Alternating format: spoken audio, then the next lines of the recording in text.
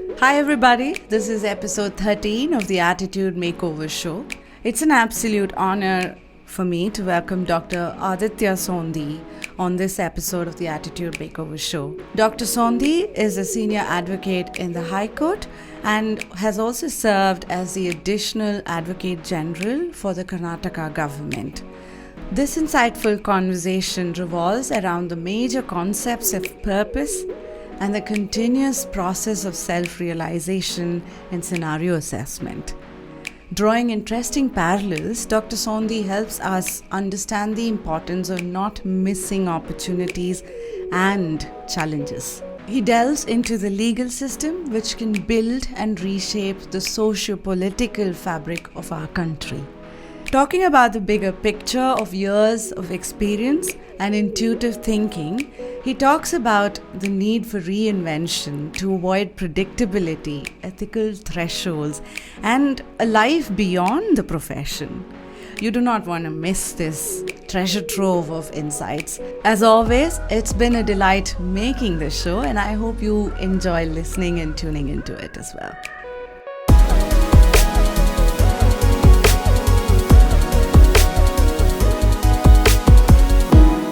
Hey Aditya, thank you so much for being part of my show. I must tell you, like I was talking to you before, you're the first one I know from the legal system itself. So sometimes my questions could be very naive, and so I request you to please bear with me through this conversation. So I think I'll start off with something I think we hit off really well on the phone, just judging by the voice and the tone that I heard, which is around passion, around purpose. What I see as a layman about the legal field is there's a weight, there's a beauty, and there is a spirit to it. And the law itself, for me, sort of brings out some words like safety, justice, evolution, and equality.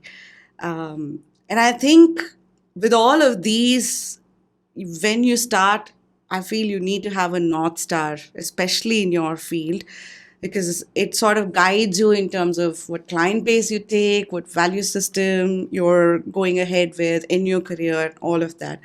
And just going through your videos, I feel you've sort of figured your purpose or that North Star very early on, or I probably am wrong. Walk me through how did you go through this journey and what is the bigger purpose? Yeah, I think advocacy is a profession and a space where you're always part of a self-realization. So you can't really sit back at any point, and you're tested every day in court. So that being the case, I think the passion is a presumption one can make if one speaks of being a good counsel. Because if you don't have that, it's going to be extremely hard for you to deliver. And I say this in the context of being a practicing advocate in particular, because the challenges in court are pretty unique in their own sense. So in that sense, I think the passion is really what drives somebody, especially when you're younger and you're first generation, and you have a lot of roadblocks to get over before you can even start establishing yourself. Yeah. I think the passion is that one thing that probably drives you, as it does in any profession, with the knowledge that there's no safety net. I've said this often, that there's really no middle path in practice. You're either doing all right or you're not doing well at all. You can't really sit back and expect things to take their own course. So in many ways, you're driving your own practice, you're driving the kind of work you do, as you said, you're driving the quality of your submissions. Yeah. You're trying to raise standards for yourself and your juniors around you when you reach a certain stage. And all that, I think, is really part of the self-realization that takes place.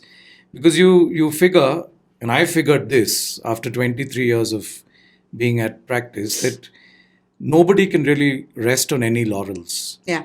I mean, you may have a reputation, you may have a good income, you may have a good client base, etc. But all of that counts for nothing when you're in court. Yeah. Because it's a even Stevens face-off between two or more lawyers. Yeah. And in the system that we have, the advocacy and the preparation makes a big difference Yeah. to those outcomes. And those outcomes are not just personal outcomes in terms of you doing well and winning a case. They're related to what you said, the concepts of justice and equality and so on, right? What someone as a consumer of justice or a client expects. So if you connect all of those dots, it's really a performance sport in that sense. And you can hardly be in a performance sport. You mentioned that you follow basketball, and so you can hardly be in a sporting arena, as it were, unless you're driven by a sense of purpose and determination. Yeah. So one part of what you just talked about was also around the holistic perspective, right? The research that goes in, your counsel that you're going to be sort of on the same pedestal fighting a case would be as prepared as you are. So it's like driving in India. You anticipate the unknowns and you be prepared for that, which means that there needs to be a holistic approach to what kind of research you do. How do you go about that? Look, I mean, with experience, you begin to get a sense of a case maybe faster than you did earlier. So you're able to quickly see where you stand. And, people speak of good cases and bad cases. I shudder at that thought, especially if someone comes to me and says, "Sir, we have a great case." It makes me very uneasy because really there are no great cases. And with seniority, I think people don't bring you easy cases as well, right? You tend to be given cases that are more difficult, more complex, often losing cases, and therefore the onus is on you to try and turn them around to the extent you can. So how do you really arrive at that? I mean, with experience, looking at the papers, looking at the law, looking at the evidence that's on record, you can broadly come to a conclusion as to what the best case scenario in that case could be. That may not necessarily match a client's expectations, right? A client would often play for all or nothing. But that is something I've learned over the years, that that's not how court works. There are always gray areas, there are always middle paths, and even courts are looking for that reasonableness from both sides. Not every case that you do in court ought to be fought and scrapped out to the bitter end, right? There is a middle path. It's like being in a negotiation or a mediation on the corporate side. Very rarely will someone walk away with everything. You will always share the pie. You will have some via media. And that can happen outside of court through negotiation, but that can also happen in court when you know where you stand. So I firmly believe that before I take a brief and I argue it, myself, the counsel who has engaged me, because now as a senior counsel, I cannot take direct clients. I'm briefed by other lawyers to argue their cases, which is a British sort of system that we follow here as well.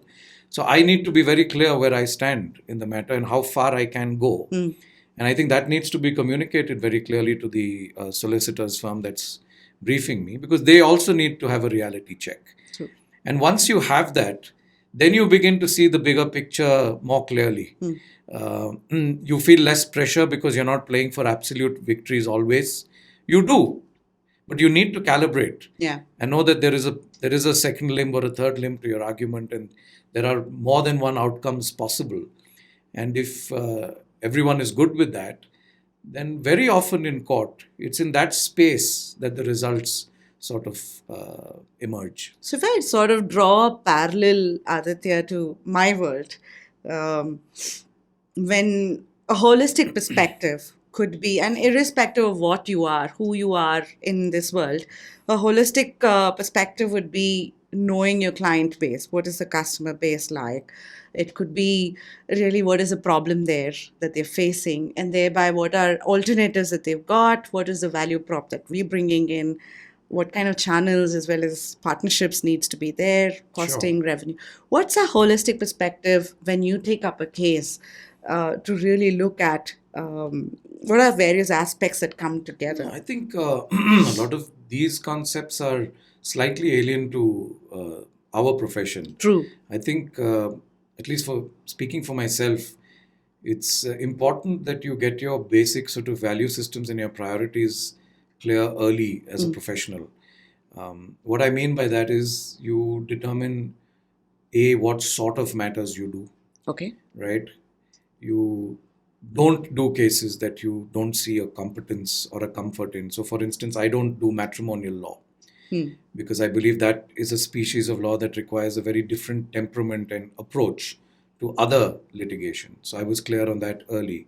Then, importantly, you make slightly more difficult value decisions in terms of how you structure your practice. Do you structure it as a firm with partners or do you go solo? So I chose to go by myself.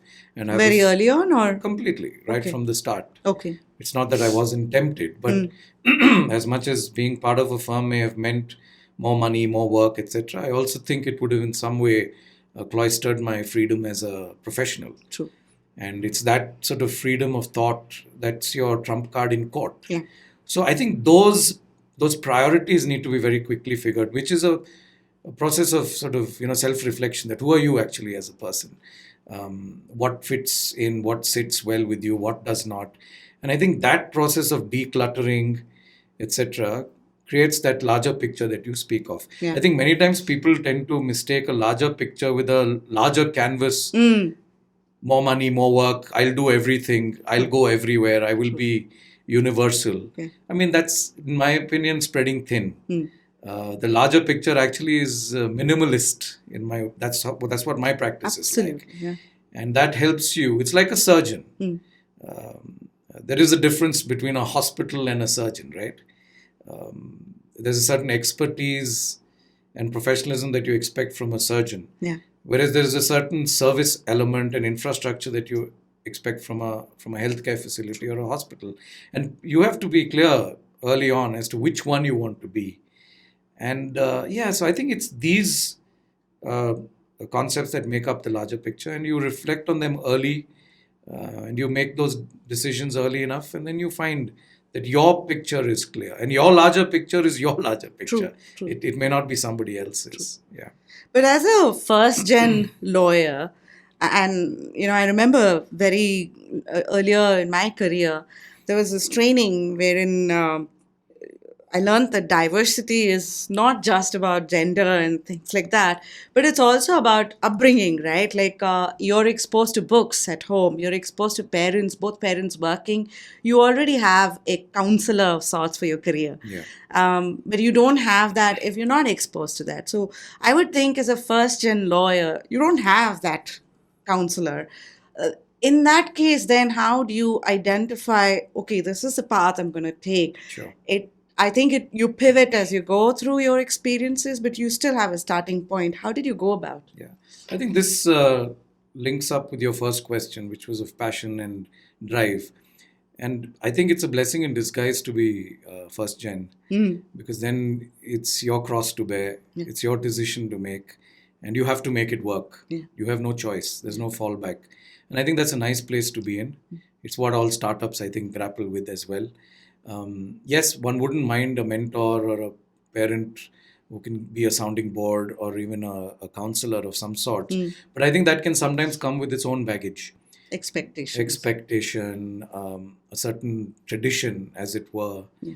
And I've seen sometimes people slip up on that front because they feel compelled, almost morally compelled, to do what is expected of them by their parents and so on. So it's a double-edged sword. I did certainly miss that part of a sounding board growing up. But having said that, I mean, we're adults, we're professionals, and we ought to be able to more or less figure out what we want to do. It is a hard process. You make your mistakes. You have to be ready to sacrifice, right? To test whether your decisions are right or not. But that said, I think it is liberating for you to be first gen because the odds are against you. And I think in some ways that also feeds into your drive to do better. Yeah. And therefore, I think the absence of a fold in the family or otherwise in a strange way, I find is actually an advantage. It's a boon. Yeah. So what kind of, we've talked about this on the phone. Every profession has hard skills and then there are the soft skills. And oftentimes, actually not oftentimes, always, our college and our university systems don't really, tune us around the softer skills. And thereby lies the gaps that we see when we step out from the universities to the industry. What are, first of all, the softer skills that one needs to have when you're venturing into the law field? Yeah. Look, I don't know if I could bifurcate them into hard and soft, but I can say, as you rightly mentioned, that university doesn't necessarily prepare you completely to be a practitioner, Yeah. right? It prepares you mostly on the substantive side of the academia, right? You learn the substantive part of the law. True. But I personally believe that there was a very limited exposure to what a practitioner's challenges are. And those are the things that you learn along the way. I mean, just your sense of professional ethics, for example. We don't speak about that enough in law school, right? Maybe they do now, but in my time, I don't think it was talked about enough. The everyday ethical challenges that a practitioner faces. And trust me, that's really what makes up your reputation. Beyond a point, you may have two counsel with the same standards or hard skills, as you say, but I would still think that the ethical one is the better. More, yeah. So there's that. There is a certain self-discipline. I mean, the law, especially the practice of the law, is a very exacting profession. It's a precision thing. It's not just precision. It needs a certain element of patience. You may be fully ready, but when will your case be taken? Our systems are clogged with cases, right? So as a lawyer and as a client, that waiting game is part of it. So you need to then develop that temperament as well. And that comes with the precision, as you say, because when your chance comes, then you have to nail it. Yeah. And if you don't, in some ways, you've missed the bus. Yeah. Right? You may get an adjournment here and then, but not always. And if you lose the moment, you lose the moment. So there's that.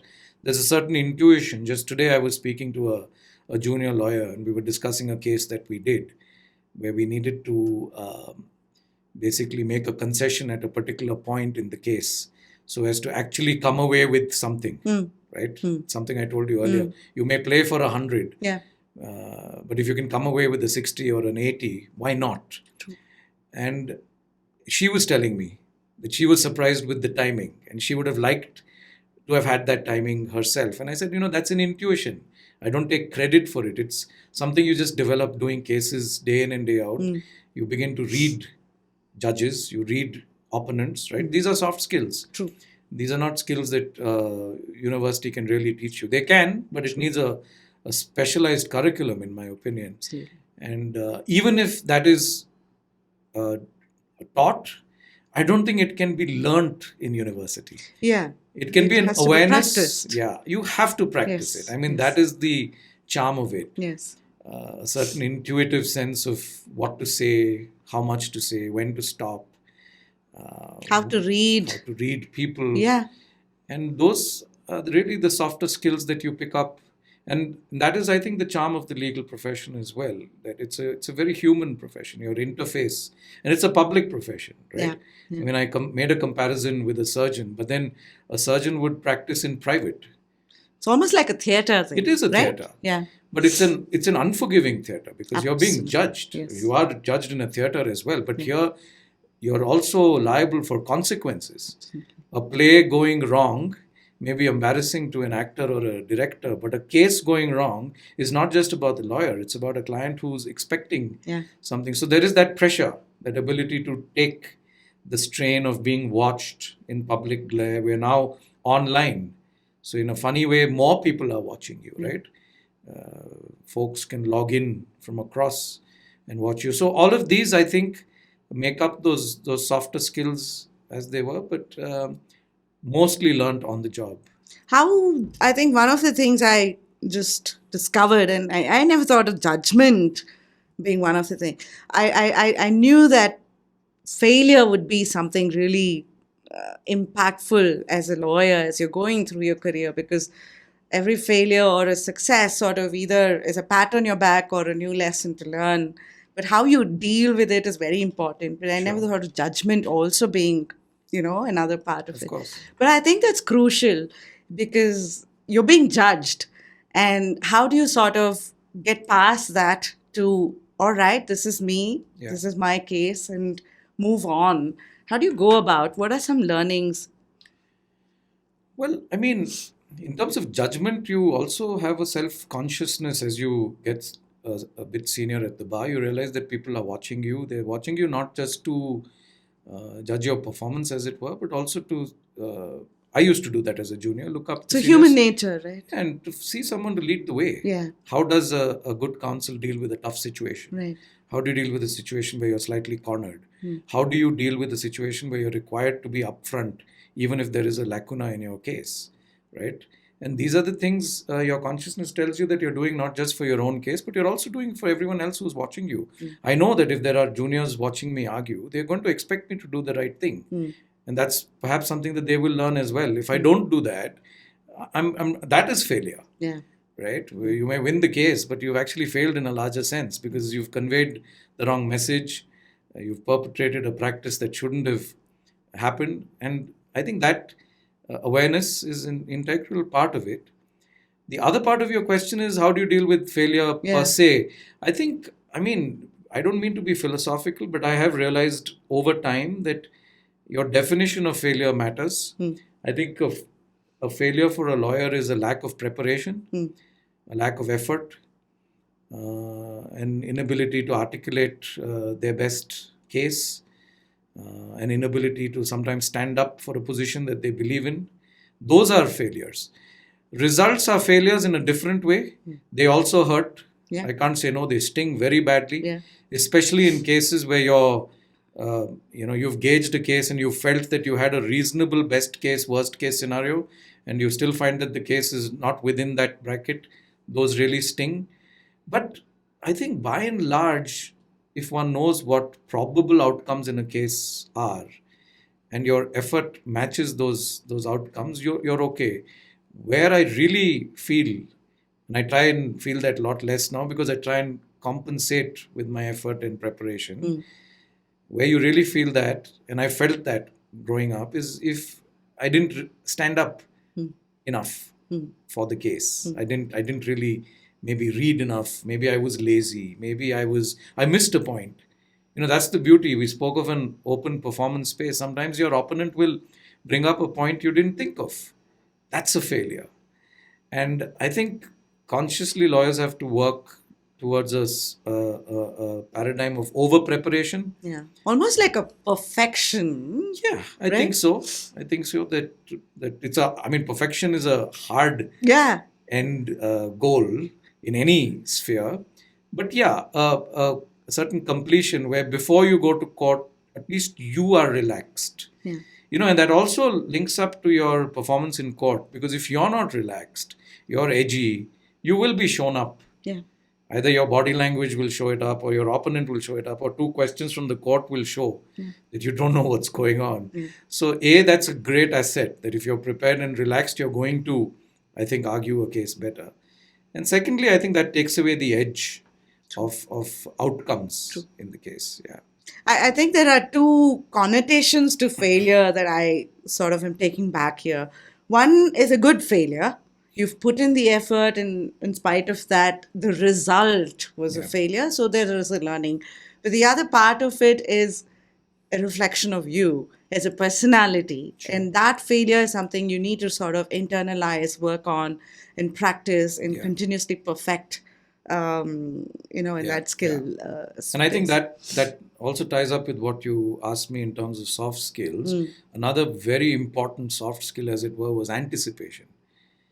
I should have said that earlier, but your ability to anticipate questions that may come to you from the court or submissions that may be made by your opponent is the preparation that I'm talking about. Because look, we don't have time in court because of the exhausting workload that courts have and the number of cases that have to be dealt with to go through a case cover to cover. I would have to as a lawyer. But the court may not either have the time or the need. Many times cases can be decided on a single point. And if you have the ability then to anticipate that point first up, meet it well enough, that's advocacy. It's response to questions. It's not reading a brief from page 1 to page 500.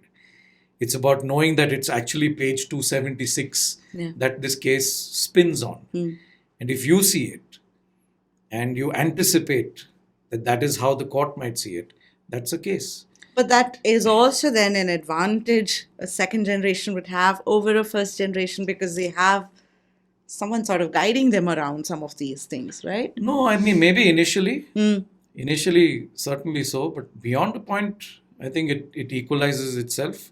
And I think a lot of these skills, as I said, are developed in the course of doing matters in court. And the deeper you go, the better you develop these attributes. So there, I don't think it's necessarily an advantage. Nobody can really tutor you. I mean, even if I was to tell a colleague that this is the likely question that's going to arise, it's not necessarily going to, right? Yeah. So if it does, fine. What if it doesn't? Yeah. What if it's something else? That is also anticipation. Yeah. So Yeah. in that sense, I think that more or less equalizes over a few years. It's like a sport, if I sort of draw It an is, analogy, right? Like even in basketball, you have to anticipate where the movements are. What I mean, I've potentially- played cricket, and you know that. I mean, bowlers bowling at 148 km per hour. It's really intuition. Yeah. I'm not saying this. Yeah. Top cricketers have said it. That beyond a point, you pick a delivery not just on eyesight or speed. You really pick it on intuition. You know, and it's not that anyone with decent eyesight and say hand, fast hand movement or feet movement can be an opening batsman. There is a certain intuition, and that intuition nobody can second-hand True. inculcate in you. It has to happen over years of facing, right? Getting used to it. True. It's like those free climbers and so on. I watched that film, right? What was it? Man on a Rope. Where he says practically the difference between, say, walking on this table and walking on a rope 500 feet high practically should be the same in your mind. Yeah. You shouldn't have fear of falling off this, and therefore you shouldn't have fear there. But the point is, how do you get there? Yeah. And nobody can second guess or second hand that. Yeah. It's only going to happen incrementally. And I think that's where it starts off with a purpose and really having that clarity of what's a North Star going to look And the like, practice right? of it. Practice towards it, yeah. One of the things I also think is, and we were talking about it outside, legal system or this profession, people come to it as a last resort. Like they've tried different things and then they've come to a lawyer. Then there is a lot of expectation and pressure as well from your client itself, right? How do you deal with that? Because that's not something we do have pressures in our side, our world, but these pressures are like not as damaging as, this is a person's life, this is a person's livelihood, or, potentially we're dealing with. How do you deal with? No, I mean, you have to recognize that pressure. You can't escape it. It's only fair as a responsible lawyer that you know the pressure that your client's under. If you don't spot it, your reaction to that situation may come up short. So you calibrate. You know which case in your mind, you make that assessment of which case is a real pressure case. Now, if somebody is seeking bail or somebody's house is being demolished, there is a certain urgency to that. As opposed to, say, someone saying, I want to file a case to recover money. I'm not saying that's not important or urgent, but in terms of hierarchy, that can still wait. Whereas the pressure here is almost instant. So you have to recognize it. I think that is the empathy of the profession. If you don't, then you're coming up short. How will you go to sleep that night if your client's unfairly being arrested or dismissed from service or in extreme cases being executed? We have the death sentence, right? You have cases where somebody is being sent to the gallows. They're rare, but they're real cases. Lawyers do them. You can't sit back in those cases, can you? They're irreversible. So you have to recognize that and you have to react to that. And I think that's the training that comes, that when you have to step on the pedal, move faster, move overnight, move that day. You have to have the ability to do Are it. these taught in the colleges, or are these something that you hone as you practice? Yeah, no, I don't think they're taught enough in college. I mean, I've gone back and taught at the law school and at other law schools as well, where I try and bring a practitioner's perspective. So that's important. So yes, if there is a practitioner speaking to the kids in law school, I guess they will learn of it. But I guess things like this you really experience when you have a client, right? It can't be vicariously done. True. You can't even experience it when you work for someone else. You start your career working with a senior. Now, that pressure you don't take as a junior. That pressure the senior takes. And I've always said it's that pressure that actually determines your stomach for the profession. What's really hard is not so much the skills in terms of drafting or arguing or research. The skills are really being able to take that pressure, respond to it without getting bogged down, right? Yeah. It's a very thin line. I mean, I've cited this example of Dr. Henry Marsh, who's a leading neurosurgeon in the UK. His book, Do No Harm, and he himself actually is pulling out of a cancer, and he recently did a hard talk, which you should listen to, which is brilliant, about euthanasia and his take as a doctor and now as a patient on where he stands on euthanasia. But he says in his book that a little mistake in a surgery is the difference between somebody walking out and being a sportsman and somebody being crippled for life or dead. Yeah. So that's acute pressure. He has to be aware of it, but he can't let that pressure weigh him impact down. him. Yeah. Because that can affect his performance. Yeah. And then the other thing is that you've got to go back and perform the next day. Yeah. I heard this from the neurosurgeon. Yeah. I think one of the guests that I had, he said, There you are. every day is a new case. I can't carry yesterday's case Exactly. and the feelings from it to my next case. Exactly. So I think that is the attachment come detachment that you need to have. You need to have the sensitivity to know the pressure someone's feeling, but you can't make it your own problem. That I've always believed. We're not counselors. Even counselors don't make their patients or their subjects' problems their own, because otherwise there's too much to deal with. Yeah. You will get emotionally drained. You will probably break down, right? You can't make it your own problem. Which is really why, again, ethically, we don't take cases for our families or near friends, because that is too close home. That's not a pressure I want to deal with. Yeah. If I'm doing a case for my sister or say my dad, Yeah. I'm going to be under a different pressure that I can't deal with. True. So you've got to sense it, you've got to respond to it, but you've also got to be able to take it on the chin and move on. It's hard. Huh? It's not something a law school can teach you. Yeah. It comes with time. It's still difficult, but I think you get adjusted to it. And I think an important part of that also is not building too much expectation. Bring a very valid point here, because when you're on this journey, you set your own expectations as well, right? How do you sort of balance it to say, this is too much? Yeah, I mean, I first mean the expectation of a client. Of course. To begin with. I haven't been one of those guys who's been big on bedside manners, as it were, right? I even as a patient, if I see a doctor, I like the realists. I like the cut and dried guys who tell you where you stand, and that's about it. Yeah. There's no hunky-dory thing. I mean, I've seen doctors. I lost my dad earlier this year. You've seen doctors in different capacities. Yeah. And I've admired those professionals who are able to see a case for what it is, not either paint too dark a picture. You don't want that. Yeah. You shouldn't. Yeah. But equally, you can't paint a rosy picture where there isn't one. You have to spell it out as it is. And I think that's a very important part of the process. So then there's a balance then, right, Aditya, between empathy and the facts. Yeah. And how do you bring the two together and deal with your client?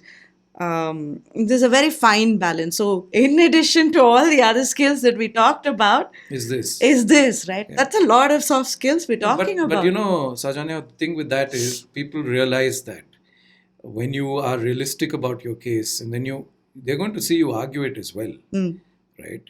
And then when you deliver upon reasonably expected assurances, as it were, we don't really make assurances, but I'm saying it loosely, then clients and junior lawyers who are briefing you are also able to see for themselves that this is how the cookie crumbles.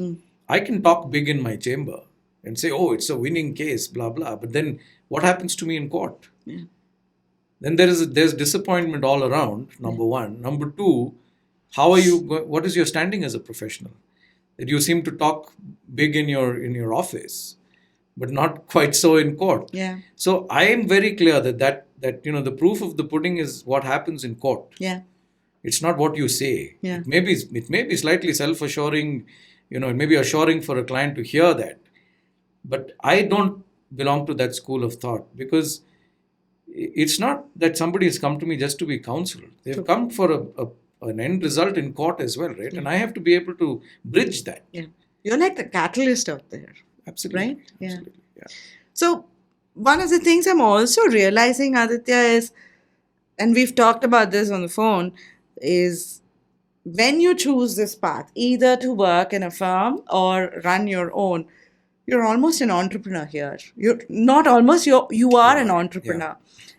And it's not just an entrepreneur like how we used to, because the pressures of being a lawyer is much more, the expectations around it. I can't imagine being judged every day. I can't imagine working under these kind of pressures. And this is like a doctor. It's like a life that is at stake over here, sort of thing. How do you deal with this? How do you go through this whole process of setting up a firm of your own? What are some of the learnings you've had? Yeah, I mean, you have to know that your story is your own. And I think that is the reason, and that should be the reason why you choose to practice, which is that it's your ship and you can sort of sail the way you want. You have to be very clear on that. If you're piggybacking, on others, you're not really going to go too far. You're not going to have the thrills. Right? That's what entrepreneurs do, right? You want the thrill of it. You want the excitement. There is an uncertainty, but there is also an excitement that the work's coming. The thrill of it, right? That you're delivering. So it's hard. It's extremely hard. But you have to realize it gets easier as time goes along. And you begin to enjoy the fruits of your decisions. Right? I mean, it's the hard decisions that really pay the dividend. Again, I don't want to be sort of philosophical about it, but it's true in the practice. That if you've decided that you're not going to be partnering, you're not going to work for someone your entire life, that you're going to do cases on your own. And we also have other choices to make. For instance, that do you want to be an arguing counsel? You can be an advocate who briefs other lawyers to argue, right? So there is a choice to be made there. But when you make those personal choices and you decide to stick with them, then you begin to realize the charm of it all. And you have to know people have done it before. So it's not that hard as well. That's, as I said, that's really why you've opted to do this. Of course, court is important. There is a client expectation. There is a delivery that is expected in the system. But I believe that your personal, if not ambitions, but at least your personal driving force is also an extremely important part of it. I've never shied away from saying it, that you do it for yourself. Too. It's the passion that you carry forward. Yeah, absolutely. And what it does for you as a person, does it help you learn more, see more, explore more? Those are also extremely important attributes as a person. And once all of those begin to matter to you, you realize that this is a stream that enables all that. Now, once you've decided to take that ride, then there's going to be turbulence, there's going to be tremendous uncertainty, but then that is really the corollary of the thrill and the joy and the satisfaction that you journey, expect. right? So I think it's fair play. Yeah. One of the things you talked about is also storytelling here, right? How you articulate things. Before that, I also one thing that came out in this journey as an entrepreneur, as a lawyer who's running your own firm, is to identify these small wins and really pat yourself. Are they far and few as you go through this? Because every day's case is different, right? How is it in the legal side? Are they far and few, or do you have more success and fewer failures? The pattern back is much more, versus these learnings are. Yeah. Look, I personally never keep track of a success rate, as it were, because I think that's a dead sure way of jinxing your practice.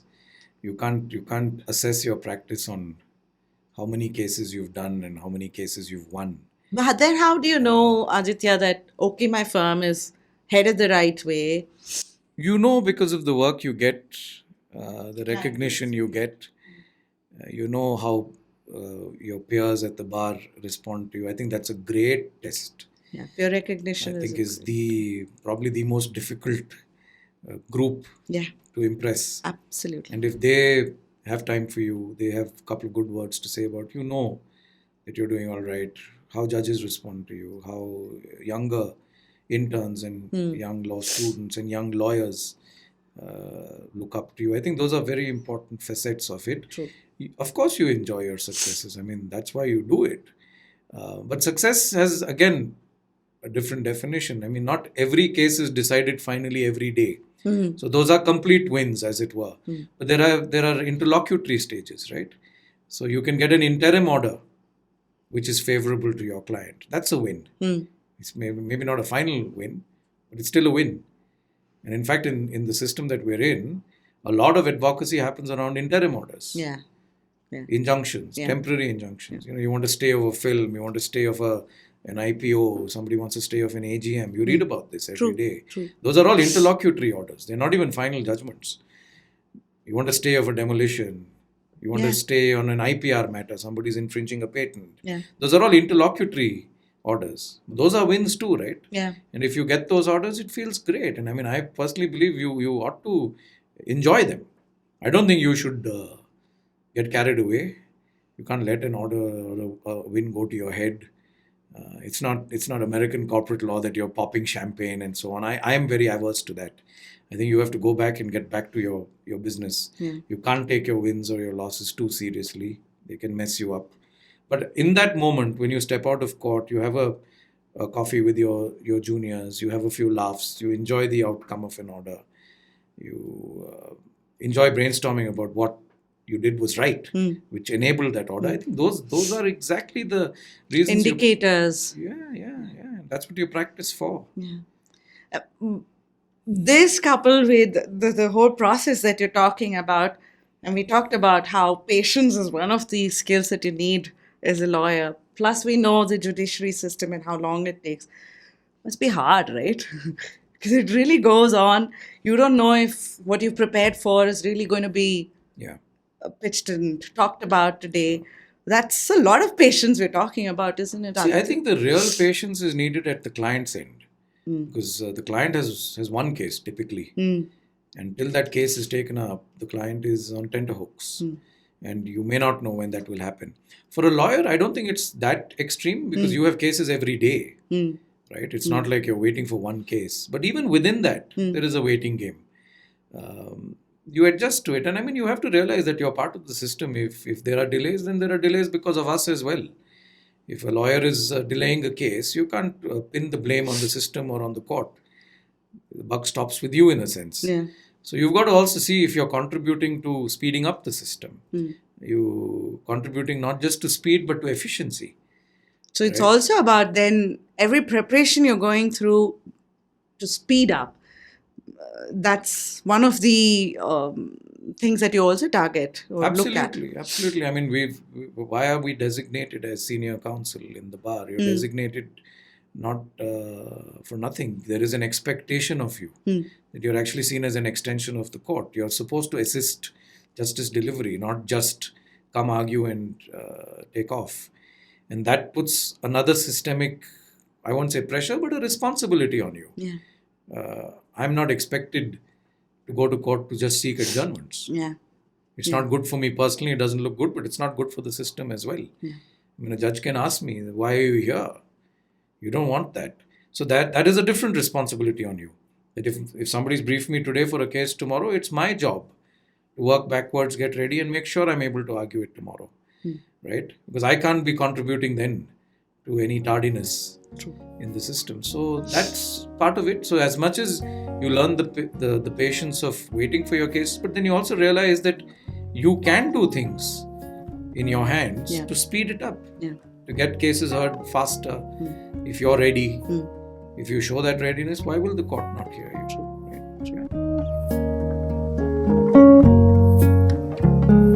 Taking a quick break from our conversation today, I wanted to quickly talk about our collaboration partner, Hubhopper. This podcast was created on Hubhopper Studio. If you wish to start your own podcast for free, please visit www.hubhopperstudio.com.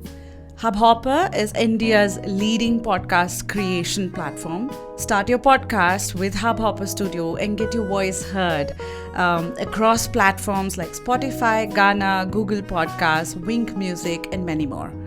Click on the link in the episode description or visit hubhopperstudio.com. Thank you, Hubhopper, for the collaboration. And now we go back to our conversation. One of the things I wanted to talk to you about was you talk about quote allergy in one of the Hazar videos I saw. By the way, I've told you this on WhatsApp. I really think the way you articulate is amazing. Thank you. And I think the quote allergy, I could so relate with that. My 25, close to 25 years career, I took up sales, which is a field role in the fag end for 3 years. And I feel when you go to the field, there's a lot more you learn about your customer, about your business, about your system. And then when you actually go through the career journey, there's a lot of grounding in the process. And I think that's what you were referring to as quote allergy. And, is it better to go to the field in your profession early on? I really feel if I were to recommend this for anybody in my field, I think they should do it very early on because it really grounds you, and then, then your personality sort of evolves through the journey. What's your take over there? Yeah, I am a firm believer that you ought to start your practice, if you intend to practice, that is, you ought to start at the earliest opportunity. Because you've already spent typically 5 years in law school, which is a long time. You're about 22 or so, 23 when you enroll.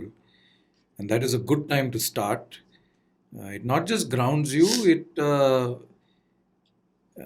I think gives you a little bit of a head start in the sense that you're going to face the embarrassments of not knowing what's up. You're going to be a rabbit in the headlights really for a long time. It's easier doing that when you're younger. All those things that we earlier talked about, you sort of experience that right there. I think so. And you're open to some of these when you're much younger. Whereas if you're a bit older, you might be slightly more defensive. You'll be a little more conscious. And as we said, it's an open field, right? So if you're in court, say you join when you're 28. You've done a master's, you've worked in-house, etc. As far as the system is concerned, you're still a fresher. True. You're a fresher even at 45. In fact, I have admiration for a colleague of mine who's joined the profession in her 40s. She works with me. Wow. Which is fantastic. As in she did her degree in law and then... Yeah, she worked abroad, she taught English, etc. and felt at some point that she wants to practice law. Very interesting. So I'm really not here to discourage anyone. I'm in fact here to give credit to those who take the plunge whenever. But I'm saying if it's in your hands, then there's really no logic behind postponing it. Because you have to take those body blows. It's like swimming. Somebody has to throw you in there. However long you sit outside and maybe watch YouTubes and so on, you're not going to learn to swim, right? It's just theory till then. And then you become conscious someone slightly younger than you is already 2 years at the bar. That begins to eat away at you. You get more conscious. You can't take it. So in that sense, I feel, especially if you're first generation, there's no buffer. You're going to take those body blows. I think it's much better you take them earlier, get adjusted to them. You learn in the process and you have a head start there. Anything else, in my opinion, is not really going to make up for it. You might study further. You might work in a different sphere. None of that is really going to tie in with the reality check of being in court. And if anything, it's going to make your task tougher. So when you already know it's an uphill climb, especially in the beginning, why not hit the ground running? That's my mantra. For me, what I found is also you sort of procrastinate on it in some ways, right? Because the risks that you see of, the challenges that we just talked about, whether it's a pressure, the failure, the judgments, all of that, you sort of then procrastinate because And you of get that. cynical. Yes. I'll tell you, that's another thing I've seen, because there's so much of negativity, in the public discourse. Sometimes I feel unfairly so, that you're only consuming that. Yeah. You're only listening to talks and reading pieces that are dissing the system. Then your faith is going to be practically zero. I mean, it is a leap of faith, right? Yeah. And if your faith is down to zero, you're postponing, you don't have the drive that Yeah. we spoke about, is going to be even harder then. Yeah. And I found in some of those cases that it's almost like a self, convincing that happens. I've seen people come to court for a few months, look for what's wrong, convince them it's themselves, it's So not for victim. me, victim or whatever, or the higher moral ground, Yeah. whichever way you look at it, and then step away. Yeah. Fine, I mean, that's your call. One can't force anyone's hand. But I believe you're much better off coming open, slightly optimistic, ready to see what's wrong, but also being able to see what's right. Yeah. And I believe those stories are just not talked about enough. Yeah. It's sort of a tendency to diss the system. And if you see, as a first generation lawyer, that you're arguing a case without backing before a court and you get an order on merits, Yeah. doesn't that vindicate your Yeah. faith? I mean, what more do you want? Yeah. No speech or article can make up for that experience. True. That gives you an internalized sort of faith Yeah. that things can work. Yeah. That offsets the negativity then. You will take body blows, you will see things that you're not happy with, but you'll realize that that's not the entire picture, right? Yeah. So even from that perspective, it's better getting in than sitting it out. I think I can sort of draw an analogy to winning deals in sales, right? You go through a major journey, right from really understanding the customer, the pain points, pitching, and most often it's a long run. It's Sure. not like I pitch yesterday and I win the deal today. Of course, yeah. It's a long lead thing. I can totally relate with what you're talking about here. You mentioned stories in this process, and I think it's a very important one. Again, in my profession, and I believe in yours more, in terms of being able to construct the story in its completeness. Because you only get one opportunity, and you need to be more prepared and thorough to actually get that through. And I feel it's the same in ours, whether you are talking about an idea internally in an organization or really starting some company and you're looking for funds and funding, or you're pitching to a VC. That whole ability to put the story together is very important. You talk about that a lot in your videos I saw. Talk to me a little more about that, because I think it's a very important part of a career journey as well, right? Yeah. Look, there's a certain impression, maybe as a young law student or even as a non-lawyer, that there's drama and theatrics expected in court. So first, that impression has to be dispelled. I don't think telling a story means fibbing, concocting, being unnecessarily colorful or hyperbole. But that's what we see in our You see that in movies, films. right? I have to tell you, that's not what court is like or should be like. In fact, judges and your peers will not appreciate your drama in court. So that's the first message. That telling a story doesn't mean theatrics. Yeah. Telling a story, I think, is understanding the case and constructing it in a script which is real, which is accurate, where you're not cooking up things. But you still have a creative license. You have that creative license in the law. You have the license to research the law and stretch it much further, right? The law is fluid. The law is never static. That's the story.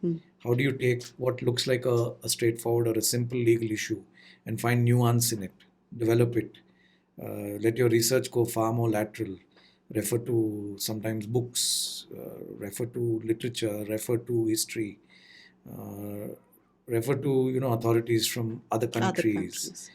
And the law is moving at a rapid pace, especially if you look at the law in emerging areas, technology and so on. It's flying off the handle, competition law and so on, right? I think in many ways your research has to be up to speed. That's the scope for you to tell that story, as it were, to develop that story and to develop the jurisprudence around it. And even the court wants that assistance. That's the whole point behind having advocates argue before you. Otherwise, the court can just read a file and decide, right? Why do you insist on oral advocacy? Because you get a perspective to the case that you may not if you just read it. So that is really the story that I believe is important, to be able to empathize and articulate also the suffering of a client. I believe that's extremely important. If you're blasé about your case, it's human chemistry, right? A judge is hearing 100 cases a day. If the lawyer before him or Is her... that really the number? Yeah, it could be between, say, 50 to 100. It depends. Okay. Different courts list different number of cases. Sometimes more than 100 also. Right? So if a lawyer who stands up before you is not convinced of their own case, I don't think it's expected of the court to then go out on a limb to try and find a case that the lawyer hasn't. It can be unfair to a client, but that is our system. That's why you engage an advocate. And that, I believe, is important, that in the time that you have, without the theatrics, without overdoing things, to be able to articulate and convey that, the injury, the real human injury, not just a legal injury, but a human injury that often exists, the unfairness or the injustice of it, and then build upon that all the strengths of your case. With the law and the creativity and sometimes the humor, I think it's, as it is a tough profession, as we talked about. And if you can find those lighter moments, you can find an anecdote or a joke or a comment which takes the edge off the pressure. It's great. After all, your opponents are your friends. That's again something you see in film sometimes, that rival lawyers are practically adversaries. We're not enemies. It's like the recent match. You saw the Indian and the Pakistani players hugging each other after the match, didn't you? It felt good. That's how it's supposed to be in court as well. And it is. That fellow lawyers are friends. They could be dear friends.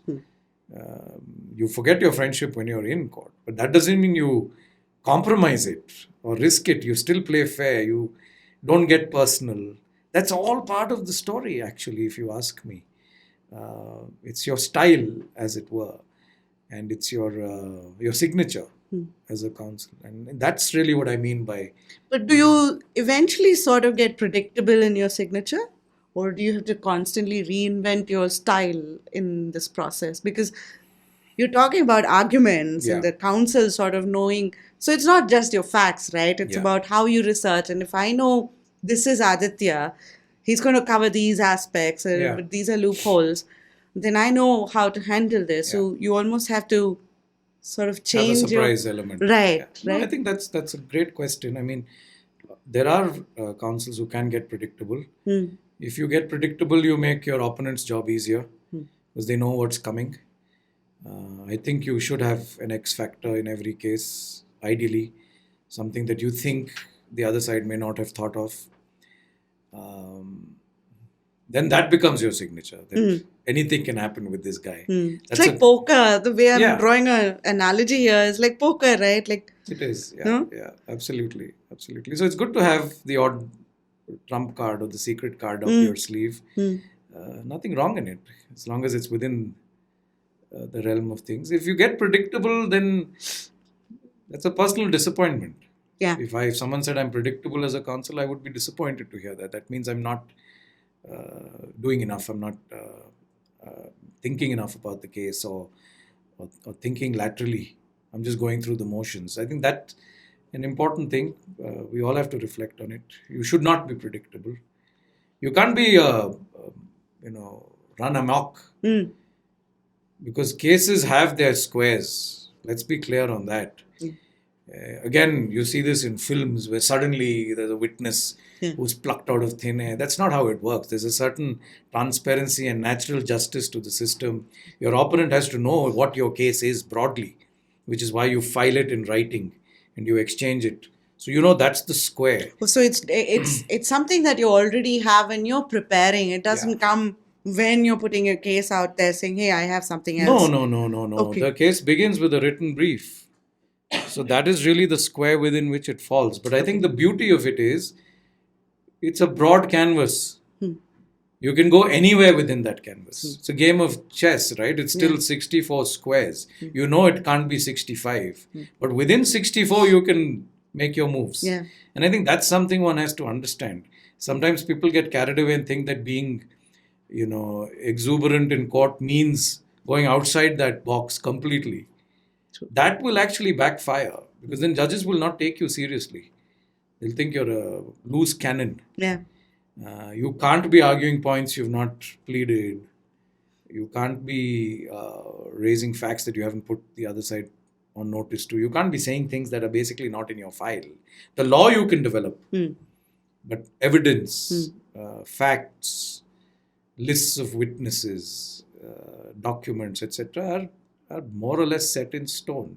You can't quite play around with that. And there is a very strict procedure. You have a civil and a criminal procedure code that governs when you file pleadings, how you file documents, the Evidence Act, what can be admitted, what can't. So it's not that it's a free for all. Yeah. What you're also saying, Aditya, is along with some of these specific skills and nuances that we just talked about, as a lawyer, and I think it holds good for many professions, you also need to understand the tools of the trade, the process involved. Sure. And you can't sort of let that loose. Of course not. And that's when all these come together, it's a marriage of all these things. That's when you're actually perfecting yourself again and again and again. That's right. That's right. I'm loving this conversation. So one of the nuances I learned is the other passions you have of theater, travel, and you've got an interesting way of combining both of these with your profession, because this is my, again, experience, right? I've always had a side hustle, and the side hustle always teaches you some of these softer aspects that you can bring back to your main one. Sure. And back and forth, right? So I this is my understanding that the travel as well as the theater bit brings in aspects of story construction, aspects of, new perspectives back into your mainstream. How has that worked? Yeah, I mean, you do it just for the fun and the relaxation of it. You don't travel or do things with any grander purpose as such. Absolutely. There is a downtime that every professional needs. But that said, I think, again, travel and a little bit of experience outside of your comfort zone helps you in a self-evolution. You also realize beyond a point that you are more than your profession, right? It's who you're becoming as a person, and at least for me personally, that's extremely important. Yeah. One tries to have a slightly broader and a richer experience of life. Building as your own such. personality. I think so, yeah, and that's where I think performance, music. Why do I do it? I mean, I really don't do it with an eye on the profession. I do it because theater and music move me. Yeah. It's to be moved. Yeah. I like the school of theater, which I don't go to theater to look for political messaging, etc. If it's there, where fair play. I mean, art is political to a large extent. Yeah. But for me, I don't pursue any of this to find cerebral messages. Yeah. They're more personal. Yeah. Do they feed your soul? Do they move you? Do you find scripts? And as we were talking, I try and pick up those scripts. Yeah, I thought that was very interesting because I didn't know, first of all, you can buy scripts. Oh, of course. I normally go attend concerts. I love concerts, and the exposure you get, not just in your music concerts, but the other more traditional concerts as well, the classical ones. I love them because they sort of give you a different perspective, like our own concerts, our traditional concerts. No, I mean, Carnatic classical music is magnificent. Hindustani classical is one of its own. And just as after a performance, you may want to go and look at more work of that artist and listen to it. Is really what you do with theatre as well. Absolutely. Which is, if you really liked a script, a performance of a script, you pick up that script. And I think, we had a theatre circle going called Usher till some months ago, and we do these readings every month. It was great fun, actually, finding a script, rereading it, if you've already watched it, you know what it looks like in performance. Then you work backwards and try and work with friends who are in theatre and see who fits that particular. You scout for them, is it? Or you sort of... We had a really good critical mass of actors who were part of it. Okay. And they were very sporting friends who'd step up and do a reading when you wanted. But yeah, it was fun ideating and trying to find who fits a particular part well. Exploring new forms of theatre, monologues. Yeah. I actually loved that one. That during COVID, I think you did one, right? I really liked that. I think Death of England is probably what you watched. A friend of mine, Vivek, performed that. So yeah, that's really a solo with him reading 2 or 3 other parts, but only him as the actor. And I think that's great fun. I mean, it's the creativity of it. Was that your script that you brought back? Yeah. I mean, to blow my own trumpet, at least the scripts were ones that I chose. Okay. It was great fun, sifting through scripts, trying to see what fits what, to get a written diversity in terms of Indian playwrights. We did El Kunchur, we did Karnataka, and then doing some really far out stuff, Beckett or Pinter, or some of the new age, cutting edge stuff. Some stuff I watched in Edinburgh and all. It's very... Some of the art forms are very interactive. When you read that performance or you watch it, even a classical or a conventional playwright is given a completely different interpretation. So when I say Beckett or let's say Pinter, they may be adapted, or even Shakespeare for that matter. The way Shakespeare is reimagined now, in a very postmodern sense, and in a very tech interactive sense, is a huge challenge. You can't do that in a drawing room reading or an online reading. So then you have to see whether the human factor of the script itself come through for what it does. And I think with good playwrights, it does, because the script doesn't need these crutches to stand on. But it's mind-blowing when you see how it's adapted. I mean, some of the theatre I watched in Edinburgh are straightforward plays, but with so much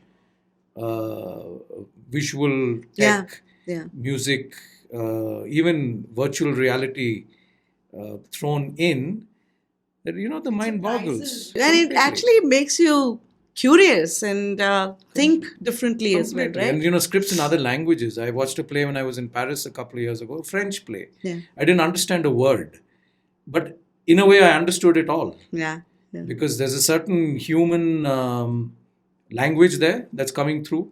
The way a person emotes, whether you watch folk theatre, right, or you watch international theatre, there's a certain emotion that's coming through. That's true again of music. You don't necessarily have to understand the words. So I think that's certainly fun. And to travel around that gives you an agenda. I can't travel aimlessly. I need either sport to follow or theatre or wildlife. At least my travel locally is more around wildlife parks in India. So all of that gives you a little bit of thrill and purpose to what you're doing. Otherwise, there's only that much of sitting around in restaurants and coffee shops. You need a little bit of constructive distraction, as it were. I also see how these sort of come back to the main skills that we talked about here, because you're learning about patience, you're learning about connecting dots, lateral thinking, anticipation, curiosity, a whole bunch of things which very involuntarily sort of registers in your mind because of these experiences, and comes back in some other form in nature when you are dealing with your own work in your regular life, right? At least that's what I've seen. I've seen some of these Polish concerts. They're in your churches where it's a small crowd. You can't even sneeze, and it's like a really polished set of people walking in. And once polished Polish people. Which is a rare combination again. No, I wouldn't say that. No, it is, because I used to work with a whole Polish team, and they're just out there on your face. I mean, there's no polish to the language. You don't like it, I don't like it. It's just straight, right? And then you're suddenly experiencing this musical experience, which is like, it takes you back centuries into a different world. It's a lovely... I don't know why I went here, though. I think it's the fluidity that it gives you. Exactly. Which is important. Yeah. I want now come back. See, so far we've sort of covered the journey in a legal system, and I sort of deviated to really get to know who Aditya is outside of work as well. Um, on the other side, there's this client, people like me, they're laymen, and I feel like the legal system is like this ivory tower. And I don't know if there's a general understanding of it, or is there more a Saujanya sort of naivety over here having this conversation. But I feel there's this ivory tower, and I feel we don't put in more effort to really understand our laws and our legal system. And there's a flip side to it. If you're closing doors so much to this, you're also closing doors to a lot of history, a lot of social Absolutely. justice issues, and all of these, right? How do you sort of open doors and make it easier?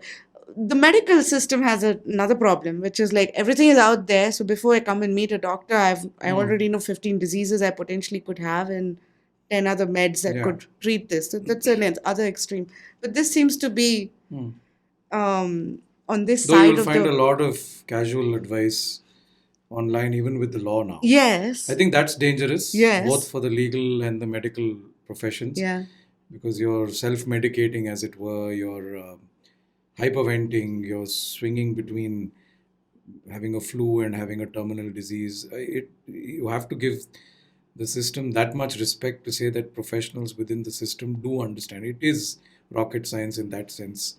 A lawyer or a doctor or any professional is expected to have a nuanced understanding of these matters, and you have to defer to that. I find that many times this urge to try and simplify becomes dumbing down of True. professions, which I resist. Not everyone can do what you do. Yeah. Of course, those who've trained and worked towards it can. And if you're a client or a patient, then you have to defer to that professional's view. Yeah. Of course, you're entitled to take multiple opinions, etc. But it would be dangerous to think that you know the answers. I agree. Right? I But agree. that said, I see a very important point in what you say, which is about the engagement. Yeah. And that requires both sides to walk a few steps. I consciously chose this as a Yeah. part of the conversation because on one side we understood the lawyer's role. Yeah. There's also a responsibility as a client, right? To really understand this as a citizen also. I think as a citizen more, Yeah. because as you rightly said, the legal system is intrinsically connected to our larger socio-political system, our constitutional history, our freedom movement, and our identity of who we are as people. Yeah. You can't segregate the two. And that being the case, that very bare understanding of it is crucial. It begins, I think, at a school level. There is an onus on school teachers and the curriculum to build in more than just a Wikipedia version of civic. Civics classes don't do enough. that, right? That's not enough. Yeah. Today, I think CBSE is offering some sort of legal education at a school level. But I think it's a thin line to walk. It can't be too complex to put people off. It also can't be, prosaic and have no charm to it. It has to connect with the real world. I was reading an article recently about how science has had this problem, that science has not reached out to the everyday person. Yeah, the research side it's of become, things, right? Yeah. the same ivory tower that you speak of, a jargon and an apparatus that's out of reach for people. Yeah. Whereas I think this scholar's name is Janvi, her last name is Padke, I'm not sure. It'll come back to me. She's, I think, with the NCBS. Okay. But she did this interview where she says, Palke, I think is the last name, where she says that historically scientists used to sit with lay people and ideate. Yes. Because that is science. Science has to be human. Yes. And in that sense, these are social sciences. Exactly. The law is a humanities profession. So it's not that it can be segregated. And that requires, yes, both sides to walk a few steps. I don't think we should be insular. Yeah. I personally believe charity begins at home. If you have knowledge, share it. Are these like, I think at least like case studies or like, I love reading scientific journals. I think I love research, and if I have any time other than reading books and podcasts, Sure. I read a lot of journals.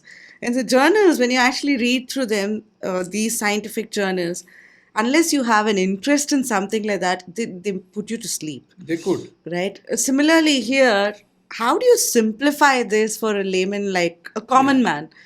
Are these more case studies out there, or is this more blogs that you're talking about, Look, or there is a lot of reading and writing around and conversations around and scholarship around the law now than there was, say, even 10 years ago. I've seen that.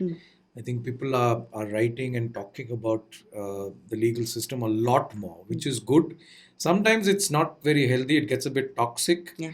It also gets slightly amateur. I've seen, again, with due respect, that people who really don't know what's on are taking pot shots. That disturbs me because sometimes you don't get the facts right, you don't get the nuance, etc. But that said, overall, the availability of legal blogs and literature and scholarship and conversations is important. It's there, but I think a multidisciplinary approach is crucial. yeah, Lawyers should be able to speak to non-legal audiences. Yeah. Then the onus is on us to simplify. like this? Yeah, like this. Right? And hopefully without dumbing it down, right? You don't have to talk down to an audience. Yeah, Nobody likes that. You feel patronized then. Yeah. But simplifying is hard, actually. It's a lot easier for me to be cryptic yeah, and speak in a legal language Yeah. that a layperson may not understand. Yeah.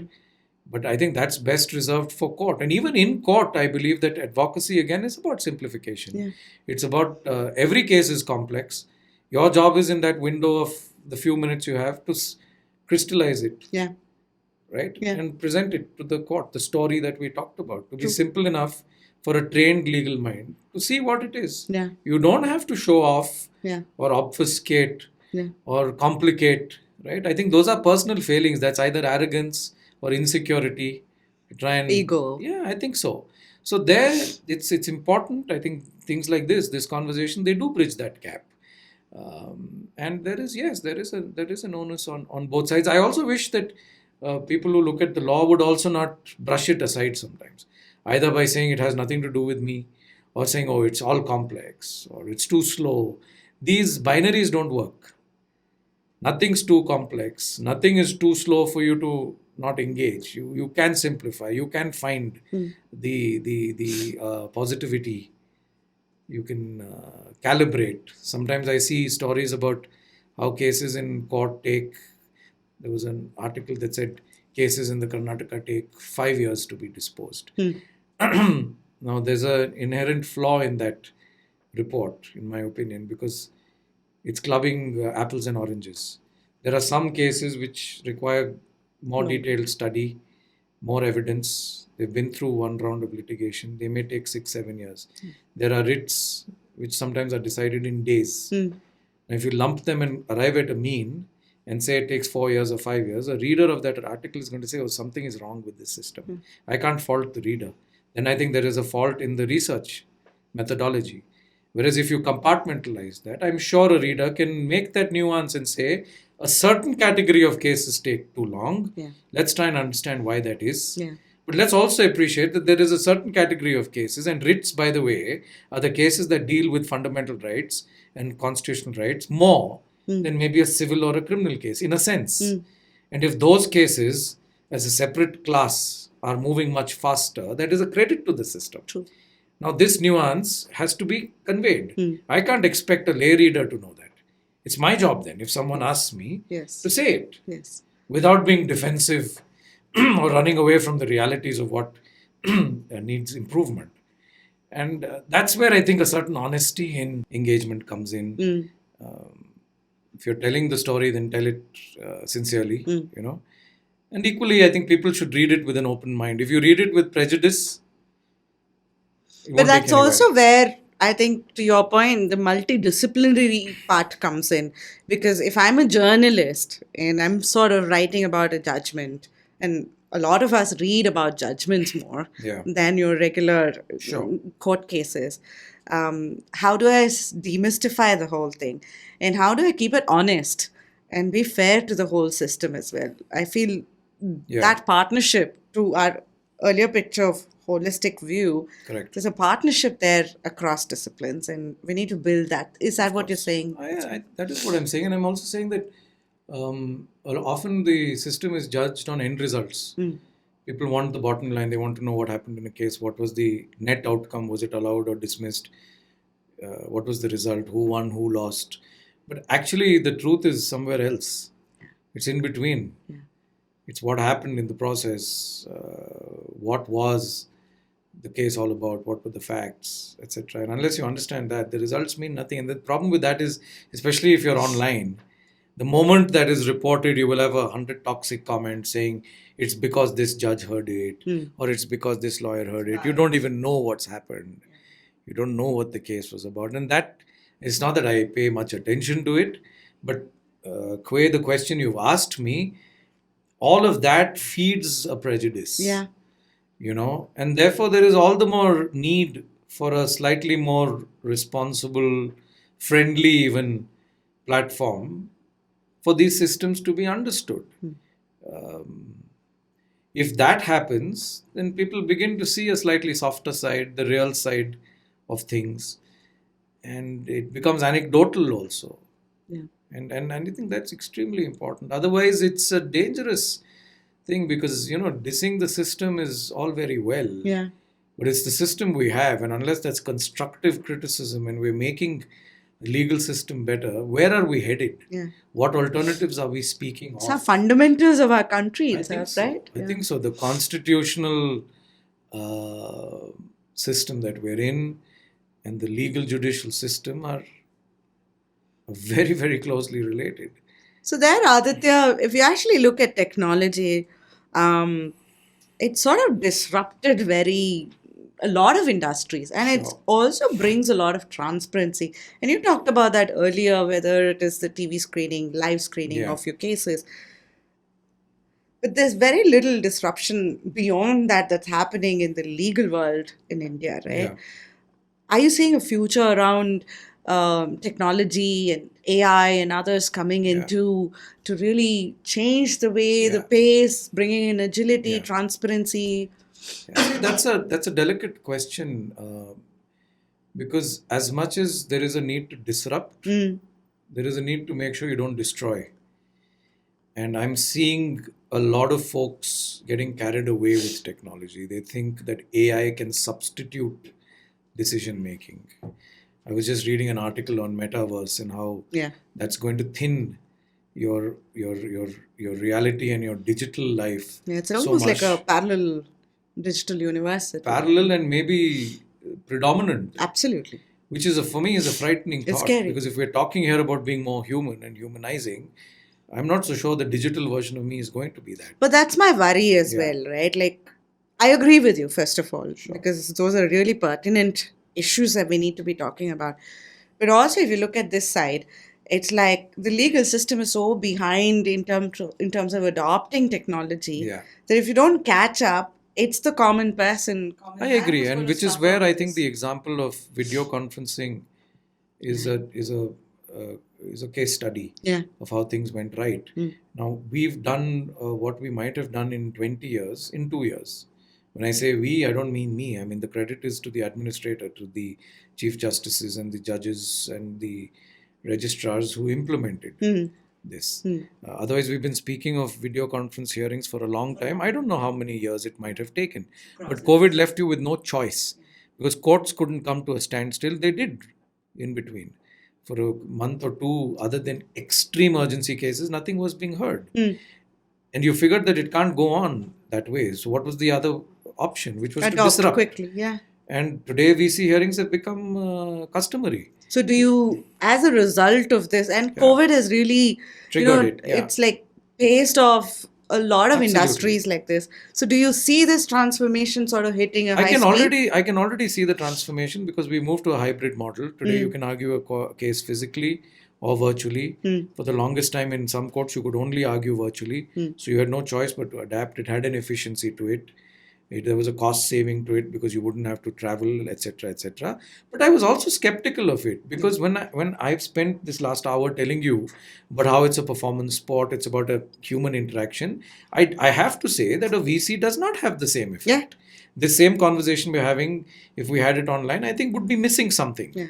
And we therefore have to, we can't throw the baby out with the bathwater. You have to think, yes, you disrupt, but how much do you disrupt? Do you take away the very edifice of the legal system? And this is where I have been at a point of difference with a lot of folks who believe that AI is the answer. I don't think it's the answer. It's a tool.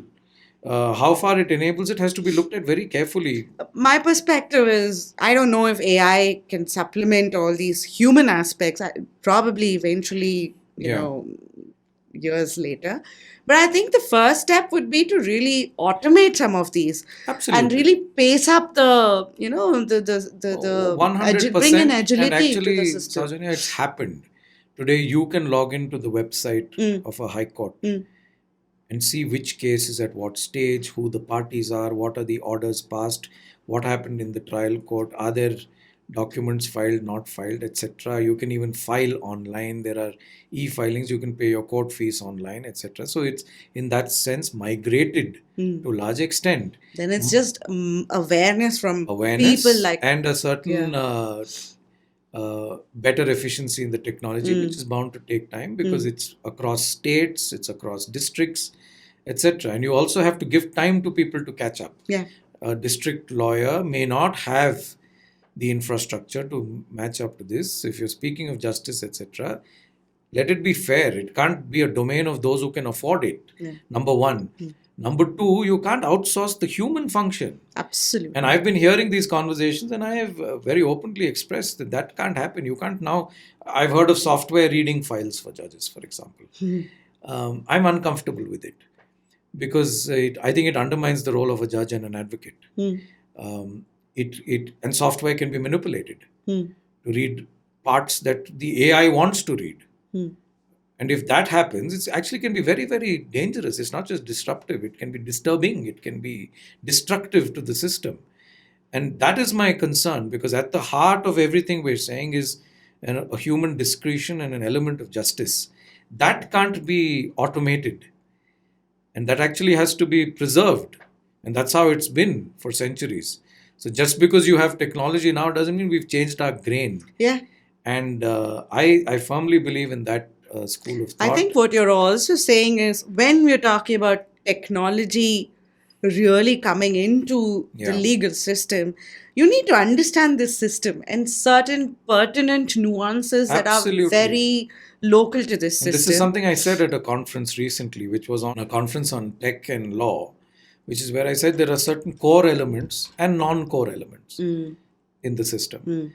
And you have to first very, very carefully identify which are the core elements and which are the non-core.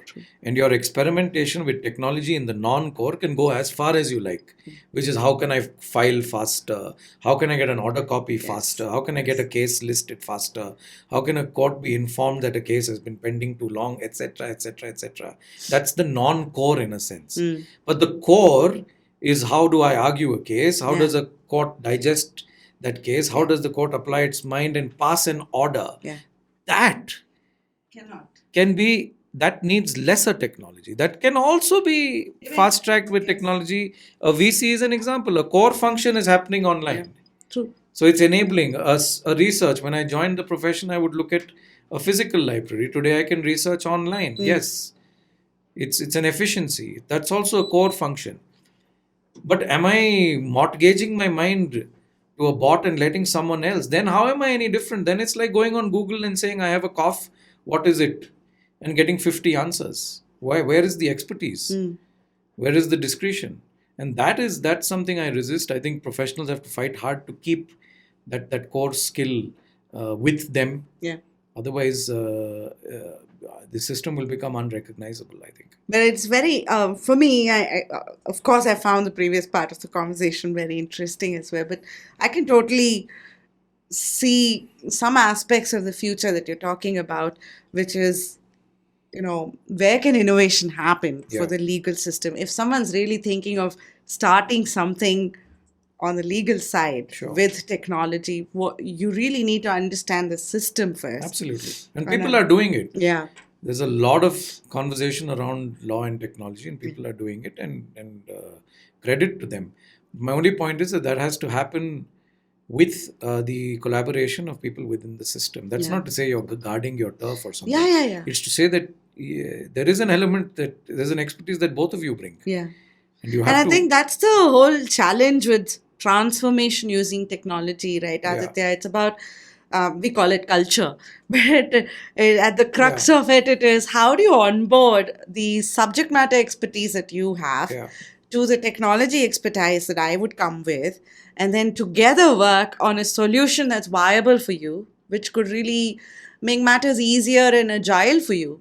And at the same time, utilize you in the right capability that you're actually out like you're there speaking of pilotless aircraft Yeah. today.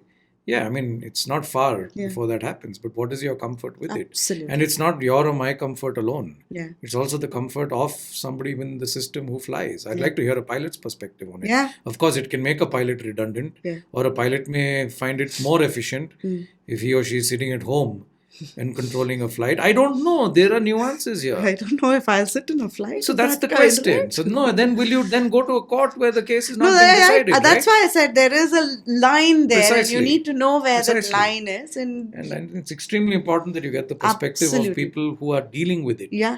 Then to see both sides. Yeah. And then take a call. Yeah. One last part. Yep. The client. I could be lying.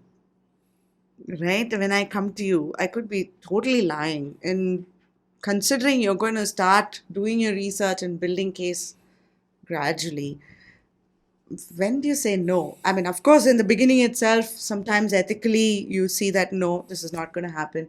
But you discover certain things in the long run. And no, my ethical test is, am I lying? If I'm not lying, whether the client you are the lawyer. Yeah. Are you lying? Yeah. And I'm not lying. Okay. And therefore my ethical threshold is crossed. Now, whether the client is lying or not is not difficult to discover at all, because clients may lie, documents don't lie. Most cases are document based, mostly. Even if they're not, then it's your job to conference with the client long enough to know that that client will withstand cross-examination in court. If it's just oral evidence, say it's a murder case, someone's an eyewitness, it's not enough for the witness to say, I saw what happened. That witness is going to be cross-examined at length in court about every little granular detail. How many cars were parked there? What time was it? Was there a street light on or not? How is your eyesight? Where were you coming from? You went for a film. Where is your ticket? Where were you going? You were going on a train. Where is your train? Blah, blah, blah, blah. That's corroboration. Yeah. So that's not difficult. I think the system is built as such. But I think my question is a little... Yeah. I'll give you an example, right? As an architect, when you engage with a client, before I give you a design, there's a fee structure, and you sort of gradually build the fee structure, because you have a choice then to say, hey, I can't take this, or no, this is not going to work for us for whatever reasons. How is that from a legal perspective? And you could say no at different points as well, right? How do you go about in terms of structuring this? The fee part of it. Yeah. Yeah, I mean, if you haven't committed to a file, you're entitled to have a conference fee. You can charge a retainer fee. I mean, sometimes folks come and speak to you about a case just to conflict you, so that you don't take a case for the other side.